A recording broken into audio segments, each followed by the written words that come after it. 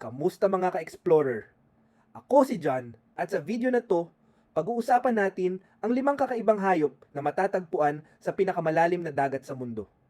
Kaya bago tayo magsimula, huwag kalimutang i-like ang video na to, mag-subscribe at i-click ang notification bell para hindi ka mahuli sa mga ganitong content. Tara na, simulan na natin! Una, barreleye fish, Macropina microstoma. Unang kakaibang hayop, ang barreleye fish. Kung sa tingin mo transparent na katawan ay imposible, ito ang isda na may transparent na ulo.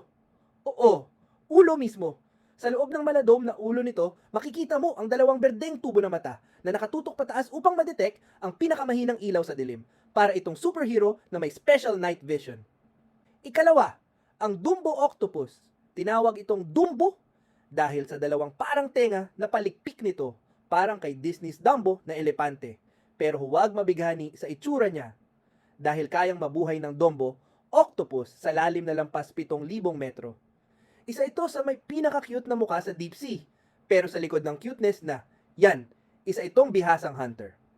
Pangatlo, ang fangtooth fish ang isdang may malalaking pangil na mas mahaba pa kaysa sa bibig niya. Sa sobrang laki ng ngipin, may butas pa sa bungo nito para lang magsara ang bibig. Kahit maliit lang ang katawan, parang 15 sentimetro lang.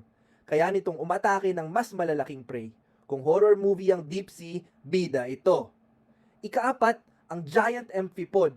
Kung familiar ka sa maliit na gamarus bugs na nasa ilog, imagine mo na lang iyon, pero kasing laki ng cellphone o mas malaki pa.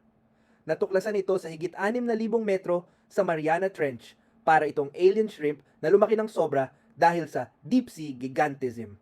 5. Black dragonfish. At ang huli, ang nakakakilabot pero kamangha-manghang black dragonfish, isa ito sa mga hayop na kayang gumawa ng sariling ilaw gamit ang bioluminescence.